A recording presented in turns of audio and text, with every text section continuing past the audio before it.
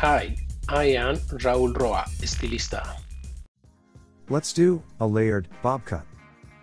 And this will be the beautiful result. I start dividing hair with a line from forehead to nape in two parts. I will work on one of the sections first, just below the occipital bone.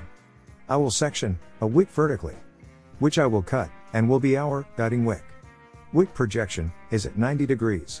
And the cutting incline is at 45 degrees. Having my guide wick ready, parallel and to the opposite side of the wick, we are going to section another wick to shorten. And guiding us by our guiding wick, we will keep the same inclination and the same elevation in its gradation. We continue to select parallel wicks to the wicks that we have cut, and we will take them to the cutoff point, but keeping the same angulation. The thinner the wick to be cut, the haircut will be much prettier. The fall will be much more beautiful. And there will be no marking of the strokes. The head, as it is rounded. And for this reason, we must adapt each of the wicks. What are we going to cut? In other words, we are going to adapt the sectioning and taking each wick to the same point to shorten. I must always stand in front of the section that I am going to cut. When I scroll to select one of the wicks, I go back and return to the cutting position.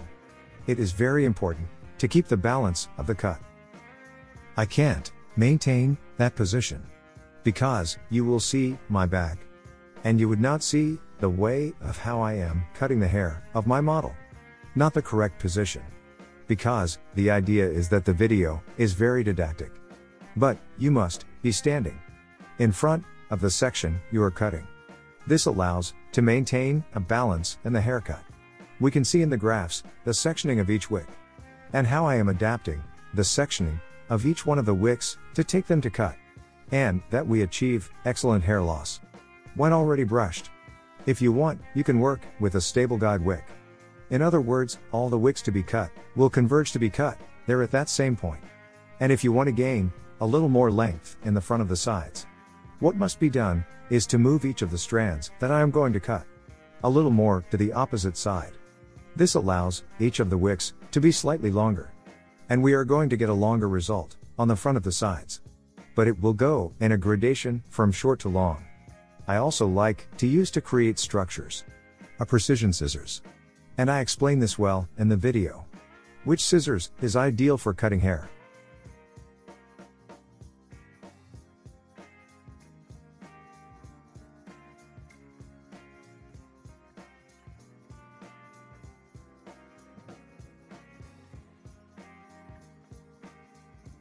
It is also very important to have well-hydrated hair, well moisturized, to make sectioning much easier, so that the movement of the wick is much smoother, that the scrolling of the comb in the hair becomes much smoother and easier to bring hair to be cut to the point of cut. It is also key, comb the hair very well from the roots, so that when we bring the hair to our cut point, let's get exactly the length we need. Already in this part, we see how the hair has been displaced. Like our cutting line that started in the middle, on the lower back of the head, is already being carried to the right side of the back of the head. And the thinner the section, as we talked about, the wick displacement will be greater. And we will not be able to see it if we take the very thick section.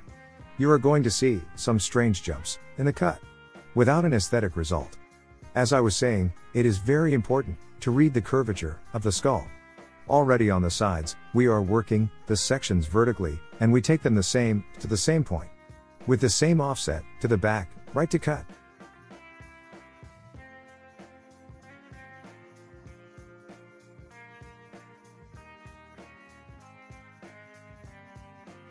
The hair is combed with the side of the comb with the wide tooth, and it is polished with the side of the fine tooth, and we take it to cut. This is the correct way to use the cutting comb. When you're done cutting this section, we will check the fall and the length of the hair. If it convinces you, we will continue with the next. If not, we will make the necessary adjustments to achieve the objective. We continue the cut in the opposite section.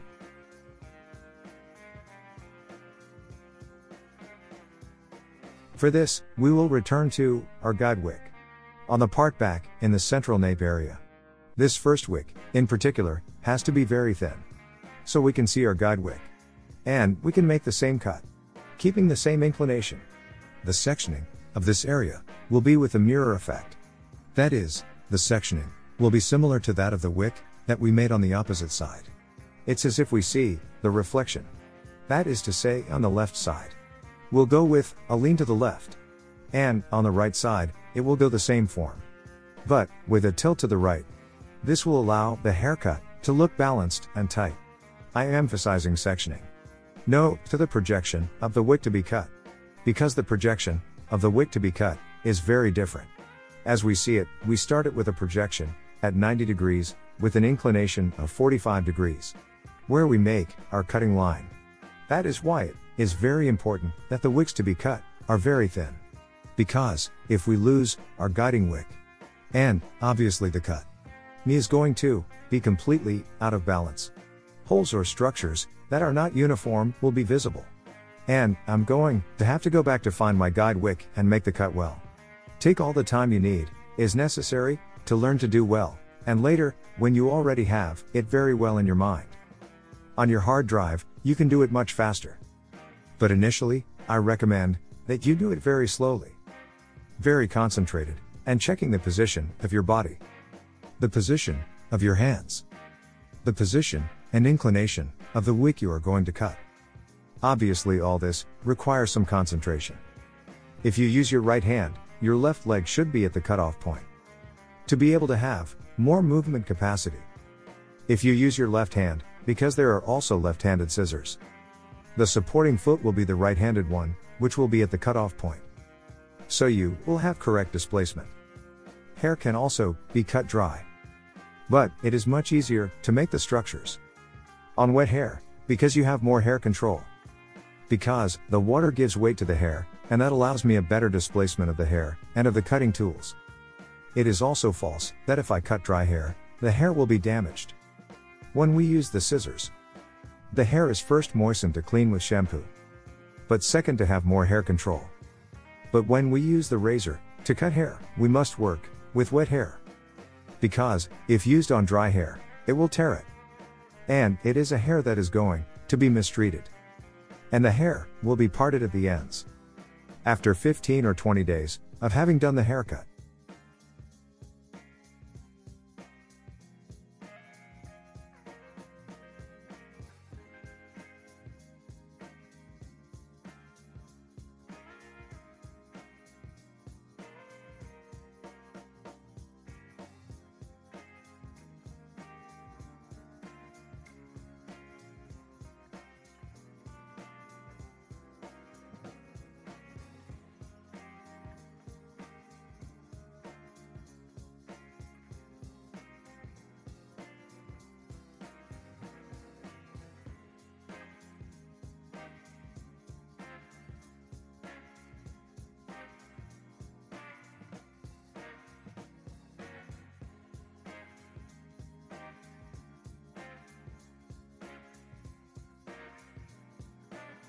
After finishing the haircut, we check it by measuring each of the sides, and they must exactly the same length.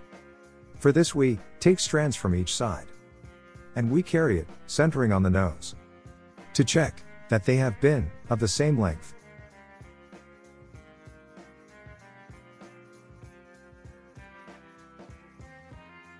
Now, what we will do is outline the entire external perimeter with a straight line, eliminating those tips that remain. Well, we already have a bob. But now, we are going to create layers. I could leave it without layers, and it would look good. But it remains solid and heavy, we could still give it texture. But I want to give more movement, and that's why I'm going to create layers. I'm going to section a wick in the crown. We project and cut the hair, as we see in the image, in a straight way. This will be my guide wick, to make the layers. That is why it is very important, in the guide wick, to take all the time to carry it out. And I am sectioning wicks parallel to the guide wick. I take them to the cutting point indicated by the guide wick and cut straight. Same and in the same way as in the first cut. We are going to do the right section first. And then we will do the left side. In this part of the haircut, we will always maintain a stable cut point. I am going to select the wick to cut and I will immediately recover my cut point. To move the hair towards me so I can cut it, the displacement of each wick to be cut will be longer than the previous one. To keep the length on the sides.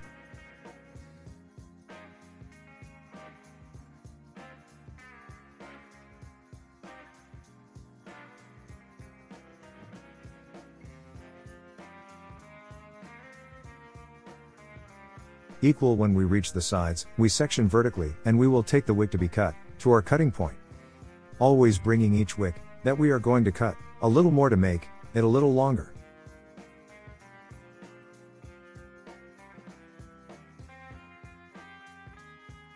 Now we return to our guiding wick. Bringing one of the wicks from the opposite side and looking for our guide wick. We are going to bring it to the same point with an elevation of 90 degrees. With the incline of the cut that we have on the opposite side and cut.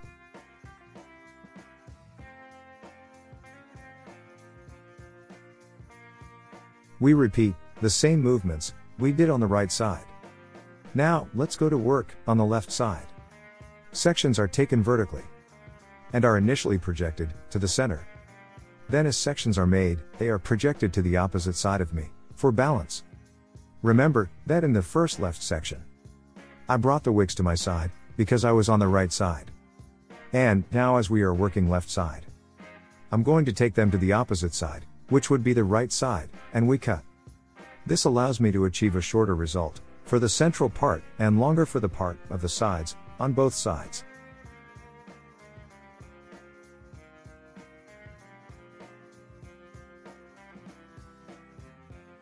Okay, we finished and combed to check hair movement.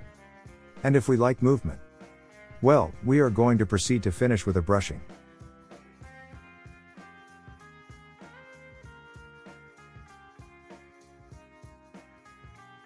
Okay, I already brushed it, and I also gave it texture. The texture helps me to fit the hair better. Helps me give it a better movement as we see. At the end of the video, I am going to leave you a video where he explained how to make the texture, and with which scissors it is ideal to work the texture. And with dry hair, what we also do is polish it. The contour of the cut is created, because with dry hair, we have a real texture. And also, a real hair loss. And we can know where to create spaces to create movement. Achieving a better design. Then we bring the hair forward. Well, wait a minute, here I won't cut. I'm going to cut it when I turn around. So we can see exactly how it is. We take the hair where it opens naturally. And we project it to the front. And I go slightly sliding the smooth scissors, in this case, to create texture and create movement to the hair. It's very subtle. I do the same on the other side, and in the same way. Comb the hair and slide gently, bringing the scissors to the tip. While making small cuts to create a step line. Well, this is the result. I had a lot of fun doing it. Because, first, the hair is spectacular. And also this model has divine hair. The attitude, as she received the cut, the change, is a wonderful person, so that also makes the chemistry flow between the client and the hairdresser, and of course the result cannot be other than the one that we see that I love it, it is wonderful.